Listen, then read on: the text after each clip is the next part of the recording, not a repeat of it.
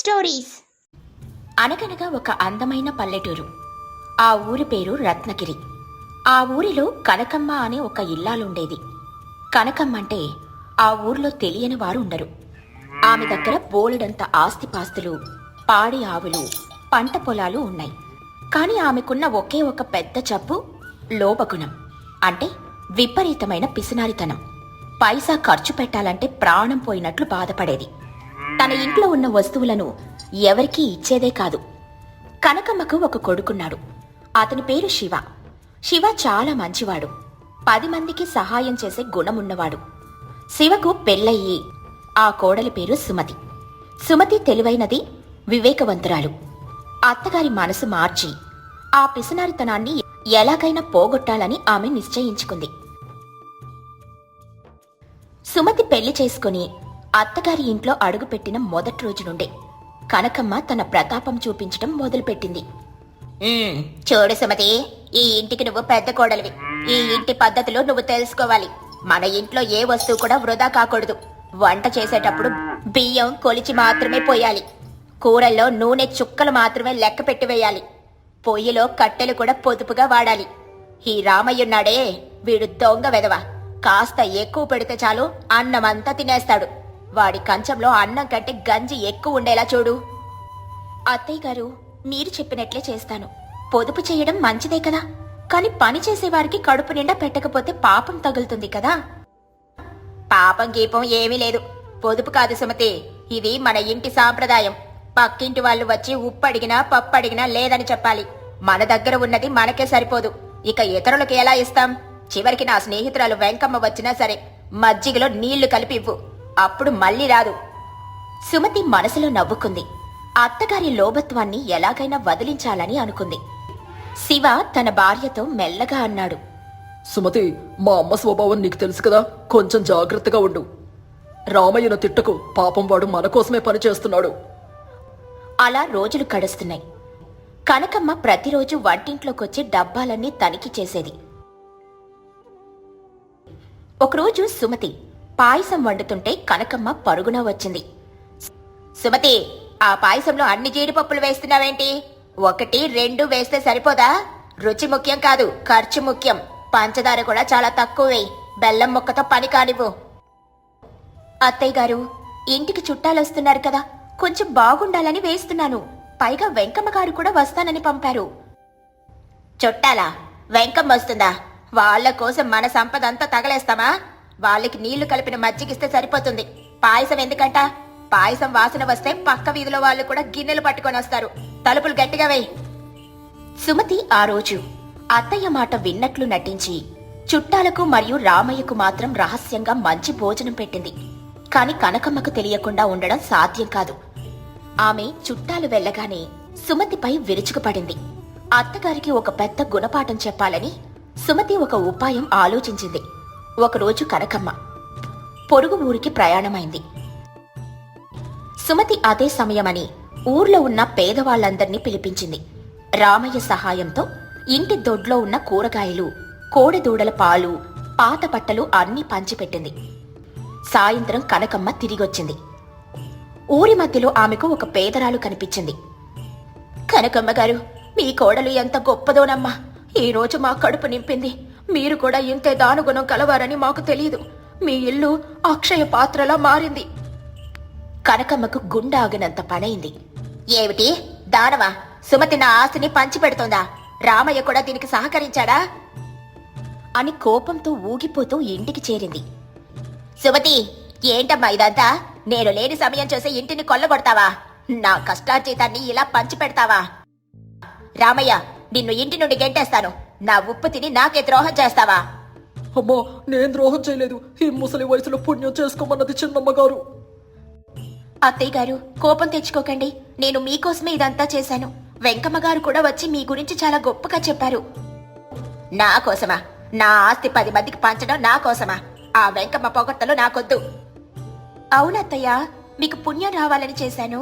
మనం పోయేటప్పుడు ఈ బంగారాన్ని, డబ్బుని వెంట తీసుకెళ్లలేం కదా, కానీ ఈ పుణ్యాన్ని మాత్రం తీసుకెళ్లొచ్చు. మీరు లేనప్పుడు దొంగలొస్తే ఈ ఊరి వాళ్లే కదా మనల్ని కాపాడాలి. వద్దు, నాకేం పుణ్యం వద్దు. నా డబ్బు నాకే కావాలి. రేపటి నుండి నువ్వు వంటింట్లోకి వెళ్ళడానికి వీల్లేదు. రామయ్య, ఇక నుండి నీకు ఒక్క పూట మాత్రమే అన్నం. కనకమ్మ తన దగ్గరున్న వెండి నాణేలను, నగలను ఒక ఇనుప పెట్టెలో పెట్టి తన మంచం కింద దాచుకుంది. ఎవర్ని నమ్మడం మానేసింది. ఒక అమావాస్య రాత్రి సుమతికి ఏదో అలికిడి వినిపించింది. కిటికీలో నుండి చూస్తే దొంగలు గోడ దూకి లోపలికొస్తున్నారు. మెల్లగా అత్తగారి గదిలోకి వెళ్ళింది. సుమతి అత్తగారిని నిద్రలేపి, అత్తయ్య, దొంగలొచ్చారు, మనం వెంటనే బయటికి వెళ్ళాలి అని చెప్పింది. కాని ఆమె ప్రాణం తన ఆస్తి పెట్టి మీదే ఉంది. నేను రాను, ఈ పెట్టిని వదిలి నేను రాను అని పట్టుబట్టింది. దొంగలు తలుపులు బద్దలు కొట్టుకుని లోపలికొచ్చారు. ముసల్దారా, ఆ పెట్టిటివ్వు, లేకపోతే నీ గొంతు కోస్తాం. కనకమ్మ ప్రాణం పోయినా పెట్టివనని కూర్చుంది. అప్పుడు సుమతి ఒక ఉపాయం ఆలోచించి వంటింట్లో ఉన్న మిరప్పొడి డబ్బా తీసుకునొచ్చి దొంగల కళ్ళల్లో చల్లింది. జనం వచ్చి దొంగలను పట్టుకుని కట్టేశారు. వెంకమ్మ భర్త ఊరి పంచాయతీ పెద్ద కావడంతో వెంటనే వచ్చి పోలీసులను పిలిపించాడు. దొంగలు వెళ్లిపోయిన తర్వాత సుమతి ఇలా అన్నది. అత్తయ్య గారు, చూసారా, ఈ రోజు ఆ పెట్టె మిమ్మల్ని కాపాడలేదు. మీరు ప్రాణంగా చూసుకుని ఆ బంగారం మిమ్మల్ని రక్షించలేదు. మిమ్మల్ని కాపాడింది మీ కొడుకు ధైర్యం, రామయ్య కర్ర దెబ్బలు, మన ఊరి జనం చూపించిన అభిమానం. ఒకవేళ నేనింతకు ముందు ఆ జనులకు సహాయం చేయకపోయినుంటే ఈ రోజు వాళ్ళు మన కోసం ప్రాణాలను తెగించి వచ్చేవారా? ఆ వెంకమ్మగారి భర్త ఇంత త్వరగా వచ్చేవారా? కనకమ్మ మౌనంగా ఉండిపోయింది. ఆమె మనసులో ఆలోచనలు మొదలయ్యాయి. అత్తయ్య, సంపద అనేది అవసరానికి వాడుకోవడానికి ఉండాలే కాని దానికి మనం బానిసలు కాకూడదు. మీరు పిసినారితనంతో ఎవరిని దగ్గరికి రానివ్వలేదు. కాని ఈ రోజు మీ ప్రాణం పోయే స్థితిలో ఉన్నప్పుడు ఏ రూపాయి వచ్చి మిమ్మల్ని ఆదుకుంది? మనుషులే కదా కాపాడారు. కనకమ్మ కళ్ళల్లో నీళ్లు తిరిగాయి. తన తప్పు ఆమెకు అర్థమైంది. సుమతి, నన్ను క్షమించమ్మా. నేను ధనమే సర్వస్వం అనుకున్నాను. మమకారాన్ని, మానవత్వాన్ని మర్చిపోయాను. ఈ ఆస్తి ఎంతున్నా అనుభవించే మనసే లేకపోతే అది మట్టితో సమానమని ఈ రోజు తెలిసింది. రామయ్య, నన్ను క్షమించు నాయనా. ఇన్నాళ్ళు నిన్ను పస్తులు పెట్టాను. ఇక మరుసటి రోజు ఉదయాన్నే కనకమ్మ నిద్రలేచి వంటింట్లోకెళ్లి సుమతిని పిలిచింది. సుమతి, ఈ రోజు పండుగ వంటలు చెయ్యి. ఊర్లో ఉన్న పేదవాళ్ళందరికీ ఈ రోజు భోజనం పెడదాం. శివ, నువ్వెళ్ళి కొత్త బట్టలు తీసుకురా. సుబ్బయ్య, పొలం అప్పు పత్రాలు తీసుకొనిరా, వాటిని చించేద్దాం. వాడు పంట నష్టపోయి బాధపడుతున్నాడు. రామయ్యకు ఒక కొత్త గొడుగు, దోతి కొనివ్వు. ఇంతలో వెంకమ్మ ఇంటికొచ్చి, కనకమ్మ, ఎంత పని చేశావే అని ఆశ్చర్యపోయింది. వెంకమ్మ, ఇన్నాళ్ళు లోభంతో కళ్ళు మూసుకుపోయానే, ఇకపై మనం రోజు కలుద్దాం అని చెప్పింది. శివ, సుమతి ఒకరి ముఖాలొకరు చూసుకొని సంతోషపడ్డారు. ఊరంతా కనకమ్మలో వచ్చిన మార్పు చూసి ఆశ్చర్యపోయింది. కనకమ్మ తన పిసినారితనాన్ని వదిలి దాతృత్వం అనే కొత్త మార్గంలో అడుగులు వేసింది. కనకమ్మకు ఇప్పుడు ఆస్తి పెరగడం లేదు కాని ఆత్మీయులు పెరుగుతున్నారు. ఆమె ఇంట్లో నవ్వులు పూస్తున్నాయి. పిసినారి అత్త కాస్త ప్రేమగల అమ్మగా మారింది. మనుషులు తాము సంపాదించిన దానిలో కొంత భాగాన్ని ఇతరులకు పంచినప్పుడే ఆ సంపదకు సార్థకత లభిస్తుంది. ధనం దాచుకుంటే అది దొంగల పాలవుతుంది లేదా మట్టిలో కలిసిపోతుంది. కాని చేసిన సహాయం మాత్రం ఎప్పటికీ నిలిచే ఉంటుంది. ఈ కథలోని నీతేంటంటే, లోపత్వం మనిషిని ఏకాకిని చేస్తుంది. దానగుణం మనిషిని మహోన్నతుణ్ణి చేస్తుంది. సంపద కన్నా మానవత్వం మిన్న. అనగనగా సీతారామపురం అనే ఊరిలో ప్రజలందరూ వ్యవసాయం చేస్తూ జీవనం సాగించేవారు. అదే ఊరిలో సావిత్రమ్మ అనే 60 ఏళ్ల ముసలమ్మ కొడుకు కోడలతో నివాసముండేది. సావిత్రమ్మ మాత్రం పరమ పిసినారి. అలా రోజులు గడిచిపోతూ ఉంటాయి. ఒకరోజు పొద్దున్నే సావిత్రమ్మ కోడలు శకుంతల సావిత్రమ్మ దగ్గరకొచ్చి ఇలా అంటుంది. అత్తయ్య గారు, మనం కూరతో భోజనం చేసి 4 రోజులవుతుంది. మీరు ప్రతిరోజు గంజితోనే అన్నం తినమంటున్నారు.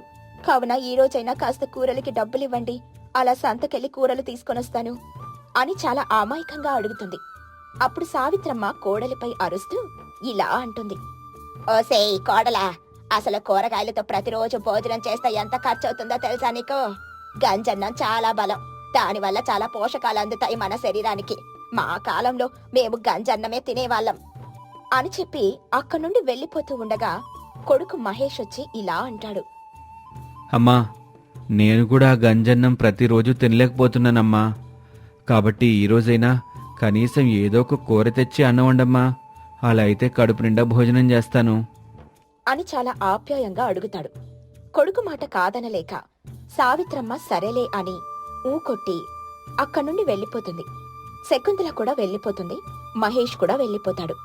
అలా కాసేపటి తర్వాత సావిత్రమ్మ పక్కింటి పార్వతమ్మ ఇంటికెళ్ళి ఇలా అంటుంది.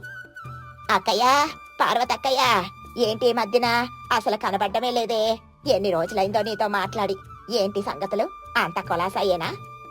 పార్వతమ్మ తన మనసులో, ఏంటి ఈ పెసనారి సావిత్రమ్మ వచ్చింది, ఇది అసలు గొంత ఆగిపోతుందని మాటలే ఆడదు. అలాంటిది ఈ రోజు ఎన్ని మాటలు నాతో ఆడిందంటే నా దగ్గర నుండి ఏదో ఆశిస్తోంది. చెప్పక్క సావిత్రక్క, ఏంటి ఇలా వచ్చావు మా ఇంటి దాకా? ఏమైనా పనుందా నాతో? ఏ లేదులా అక్క, పొద్దున్నే నిన్ను వీధిలో చూసినప్పుడు నువ్వు కట్టుకున్న చీర బాగుంది, అది ఎక్కడ తీసుకున్నావనని అడుగుదామని వచ్చానులే అని మాట్లాడుతూనే వాళ్ళ ఇంటి పక్కనే ఉన్న బీర చెట్టుకున్న బీరకాయల్ని మూడింటిని తెంపేసి చీర చెంగులో చుట్టేసింది. పార్వతమ్మ తన మనసులో, ఇది ఎంగిలి చేతితో కాకినే కొట్టదు, అలాంటిది నేను కట్టుకున్న చీర కొనడానికి వివరాలు నన్ను అడుగుతుందా? ఇదంతా నమ్మసప్యంగా లేదే అని మనసులో అనుకుని చీర ఎక్కడ కొన్నదో వివరంగా చెబుతుంది. సరే లేక్క, అయితే రేపు పొద్దున్నే నా కొడుకుని తీసుకొనెళ్ళి ఇలాంటి చీర ఒకటి నేను కూడా కొనుక్కుంటాను అని చెప్పి అక్కడి నుండి తప్పించుకుని వెళ్ళిపోతుంది. కాని పార్వతమ్మకు మాత్రం సావిత్రమ్మ ఎందుకు తన ఇంటికొచ్చిందో, మళ్ళీ ఎందుకు వెళ్ళిపోయిందో అర్థం కాక శతమతమైపోయి ఆలోచిస్తూ అక్కడి నుండి వెళ్ళిపోతుంది. అలా సావిత్రమ్మ పార్వతమ్మ ఇంటి ముందున్న బీర చెట్టుకున్న బీరకాయలను దొంగతనంగా తెంపేసి ఇంటికి తీసుకునొచ్చి కోడలితో ఇలా అంటుంది. వసై శకుంతలా, ఇదిగోవే, నువ్వు నా కొడుకు అడిగారని ఈ రోజు బీరకాయలు తెచ్చాను. ఈ రోజు తెచ్చానని ప్రతిరోజు మాత్రం కూర కావాలని నన్ను ఇబ్బంది పెట్టమండే. అసలే ఈ రోజు ఈ 3 బీరకాయలు చాలా ఎక్కువ ధర పెట్టి మరీ కొన్నాను. ఇదిగో, ఇందులో ఒక బీరకాయతో పప్పు చెయ్యి, ఇంకొకటి రేపు పచ్చడి చెయ్యి, ఇంకో 3వ బీరకాయతో 3వ రోజు అట్లు పోసుకుని తిందాం. ఆ మాటలు విన్న శకుంతల అత్తగారిని కింద నుండి మీదకు ఒక్క చూపు చూసి ఇలా అంటుంది. అత్తయ్య గారు, మన ఇంట్లో ఉన్నది 3. ఇంతమందికి ఒక్క బీరకాయతో ఎలా కూర వండాలి? అది కూడా 3 పూటలకు వండాలి. అలా కాదత్తయ్య గారు, 3 బీరకాయల్ని ఈ రోజు కూర వండేస్తాను.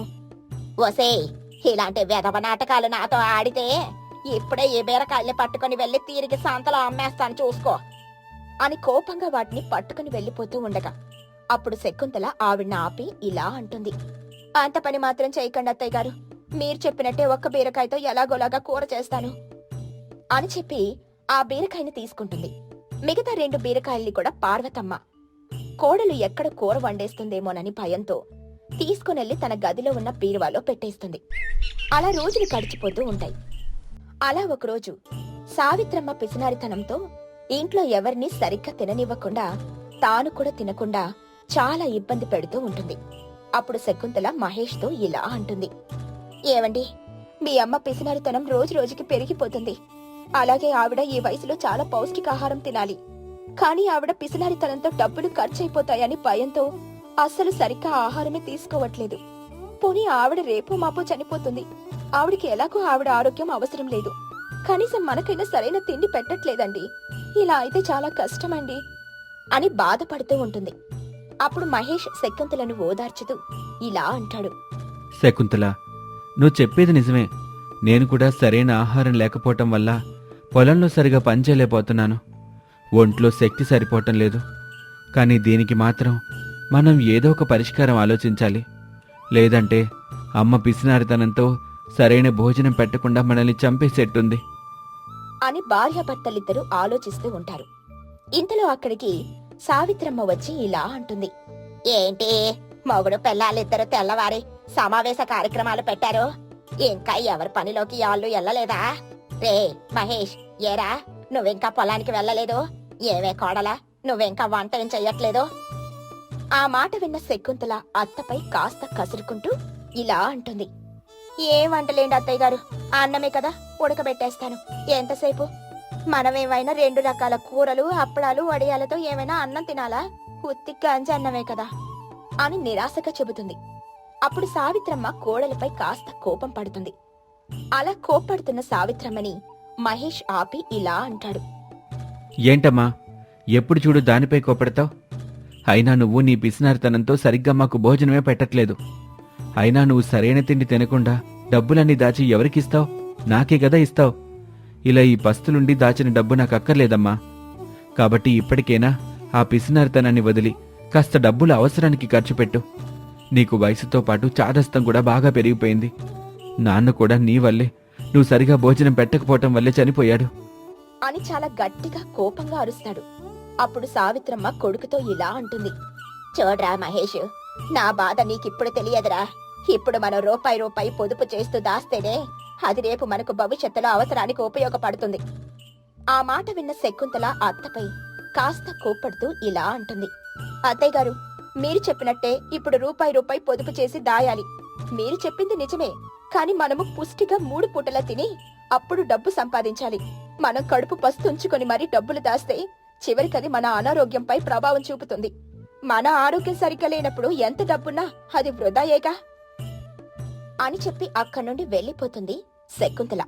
శకుంతల అంత చెప్పినా కూడా సావిత్రమ్మ ఆ మాటలేమీ చెవికెక్కించుకోకుండా అక్కడి నుండి వెళ్లిపోతుంది. మహేష్ కూడా వెళ్లిపోతాడు. అలా రోజులు గడిచిపోతూ ఉంటాయి. అయినా సరే సావిత్రమ్మ పిసినారితనం మాత్రం రోజు రోజుకి పెరిగిపోతుంది, కాని తగ్గట్లేదు. అలా వయసు మీద పడుతూ ఉంటే సావిత్రమ్మ పిసినారితనంతో సరైన ఆహారం తినకపోవడం వలన ఒకరోజు హఠాత్తుగా ఇంట్లో కళ్ళు తిరిగి పడిపోతుంది. అప్పుడు మహేష్ కంగారుగా వైద్యుణ్ణి పిలుస్తాడు. అప్పుడు వైద్యుడు ఇంటికొచ్చి సావిత్రమ్మను చూసి ఇలా చెబుతాడు. చూడండి బామ్మ, మీరు చాలా పెద్ద వయసు గలవారు. దాదాపు మీకు 60 ఏళ్లు దాటే ఉంటాయి. కాబట్టి మీరు ఈ వయసులో చాలా పుష్టికరమైన ఆహారం తినాలి, అలాగే మందులు వాడాలి. అలా అయితేనే మీ ఆరోగ్యం అదుపులో ఉంటుంది. లేదంటే ఇక మీ ఇష్టం. ఆ మాట విన్న సావిత్రమ్మ అక్కడ కూడా తన పిసినారితనం చూపించి ఇలా అంటుంది. అయ్య బాబోయ్, పౌష్టికరమైన ఆహారం అంటే అన్నం, కూర, పప్పులు అన్నీ వండాలి అంటే చాలా ఎక్కువ డబ్బులు ఖర్చు అయిపోతాయి. వైద్యుడు గారు, ఇలా డబ్బుతో కాకుండా ఊరికి నయం అవ్వదా నాకు వచ్చిన రోగం అని వైద్యుడితో కూడా బేరం మాట్లాడుతుంది. అప్పుడు వైద్యుడు చిన్న నవ్వు నవ్వి ఇలా అంటాడు. చూడు బామ్మ, ఇప్పుడు గాని నువ్వు సరైన ఆహారం తీసుకోకపోతే నువ్వు భవిష్యత్తులో నడవలేక నీ 2 కాళ్ళు చచ్చుపడిపోతాయి. అప్పుడు వాటికి చాలా ఎక్కువ మొత్తంలో డబ్బులు ఖర్చు పెట్టి మందులు వాడాల్సి ఉంటుంది. అక్కడే ఉండి ఈ మాటలు వింటున్న శకుంతల ఇలా అంటుంది. వైద్యుడి గారు, మా అత్తయ్య గారికి 2 కాళ్ళు చచ్చి పడిపోయినా పర్వాలేదు, అప్పుడే మందులు వాడతారు. ఇప్పుడు ఆవిడ మాత్రం పుష్టికరమైన ఆహారం తిననే తినరు. అలా మంచి ఆహారం తింటే చాలా ఎక్కువ డబ్బులు ఖర్చు అయిపోవు అని వెటకారంగా అంటుంది. అప్పుడు సావిత్రమ్మ శకుంతలని కసురుకుంటూ ఇలా అంటుంది.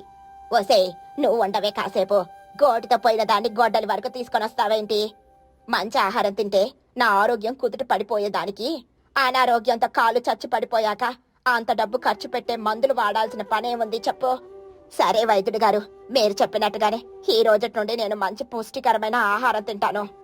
చూడండి బామ్మ, మీరు మంచి భోజనం తినటంతో పాటు మీ ఇంట్లో వాళ్ళందరూ కూడా అదే భోజనం తినేట్టు చెయ్యాలి. లేదంటే వాళ్ళకి కూడా మీకొచ్చిన పరిస్థితే వస్తుంది. అప్పుడు మీకింకా డబ్బులు ఎక్కువ ఖర్చవుతాయి. ఇక మీ ఇష్టం అని చెప్పి అక్కడి నుండి వెళ్లిపోతాడు. అప్పుడు సావిత్రమ్మ శకుంతలతో ఇలా అంటుంది. ఓసై కోడలా, ఇదిగో 1000 డబ్బులు తీసుకొనెళ్ళి సంతలో ఏవి మంచి శక్తిని బలాన్ని ఇస్తాయో ఆ కూరగాయల్ని ఇంటికి తీసుకుని రావే. వాటినే అలాంటి కూరగాయలతోటే ఈ రోజటి నుండి మన ఇంట్లో వారందరము భోజనం చేద్దాం. అలా అయితే మనకి ఎలాంటి అనారోగ్యము రాదు. అప్పుడు మనం ఇంట్లో వాళ్ళందరం ఎలాంటి మందులు వాడాల్సిన పనే లేదు అని చెప్పి కోడలికి డబ్బులిచ్చి సంతకు పంపిస్తుంది. అలా శకుంతల ఆ డబ్బులు తీసుకుని సంతకెళ్లి రకరకాల కూరగాయలు, అలాగే గుడ్లు, పాలు, పళ్ళు అన్ని తీసుకునొచ్చి ఇంట్లో రకరకాల వంటలు చేస్తుంది. అయినా సరే సావిత్రమ్మ మాత్రం మారు మాట్లాడకుండా ఉంటుంది. ఎందుకంటే వైద్యుడు చెప్పినట్టుగా పుష్టికరమైన ఆహారం తినకపోతే ఆరోగ్యం చెడిపోయి ఎక్కడ ఎక్కువ డబ్బులు పెట్టి మందులు వాడవలసి వస్తుందేమోనని భయంతో కోడలు ఏం చేసినా ఏమీ అనేది కాదు. అలా ఒకరోజు మహేష్ శకుంతల దగ్గరకొచ్చి ఇలా అంటాడు. ఏమే శకుంతల, నువ్వు సంతోషంగా ఉన్నావా? మా అమ్మ మారిపోయింది. మా అమ్మతో పాటు మనకు కూడా మంచి ఆహారం పెడుతుంది. చూసావా, నేను పరమ పిసినారైన మా అమ్మని నేను వేసిన పథకంతో ఎలా మార్చేశానో. అదేంటండి అలా అంటారు? ఆ వైద్యుడు మంచి ఆహారం తినకపోతే మీ అమ్మ అనారోగ్యం పాలవుతుంది, అలాగే ఇంట్లో వాళ్ళందరూ అనారోగ్యం పాలవుతారని చెబితేనే కదా అత్తయ్య గారు మనకి ఇలా డబ్బు ఖర్చు పెట్టి రకరకాల కూరగాయలు పళ్ళు ఫలాలు అన్ని కొనడానికి డబ్బులు ఇస్తున్నారు. మరి అలాంటప్పుడు మీరు మీ అమ్మని మార్చేశారని అంటున్నారేంటి అని చాలా ఆశ్చర్యంగా అడుగుతుంది. అప్పుడు మహేష్ కాస్త చిరునవ్వు నవ్వి ఇలా అంటాడు. హోసే పిచ్చి మొహం, మా అమ్మ నిజంగానే అనారోగ్యంతో కళ్ళు తిరిగి పడిపోలేదు. నేనే మా అమ్మని కావాలనే ఎండలో ఎక్కువసేపు కూర్చోబెట్టాను. అలా ఎక్కువసేపు ఎండలో ఉండి ఇంట్లోకి రావటం వల్ల మా అమ్మ కళ్ళు తిరిగి పడిపోయింది. దాన్ని నేను అవకాశంగా తీసుకొని వైద్యుని పిలిపించి వైద్యుడి చేత అలా చెప్పించాను అని జరిగిందంతా చెబుతాడు. ఈ విషయం తెలుసుకున్న తన అత్తగారు మారడానికి కారణం తన భర్తని తెలుసుకుని శకుంతల ఆనందపడింది. అలా సావిత్రమ్మ పుష్టికరమైన పౌష్టికరమైన ఆహారం తినకపోతే అనారోగ్యం పాలవుతారని వైద్యుడు చెప్పడంతో ఆ రోజుటి నుండి తన పిసినారితనాన్ని వదిలి ఇంట్లో అందరికీ డబ్బులు ఖర్చు పెట్టి మంచి పుష్టికరమైన భోజనం పెట్టేది. అలా సావిత్రమ్మ పిసినారితనాన్ని వదిలేయడం వలన ఆ ఇంట్లో వాళ్ళందరూ 3 పూటలా కడుపు నింపుగా భోజనం చేస్తూ హాయిగా జీవనం సాగించేవారు.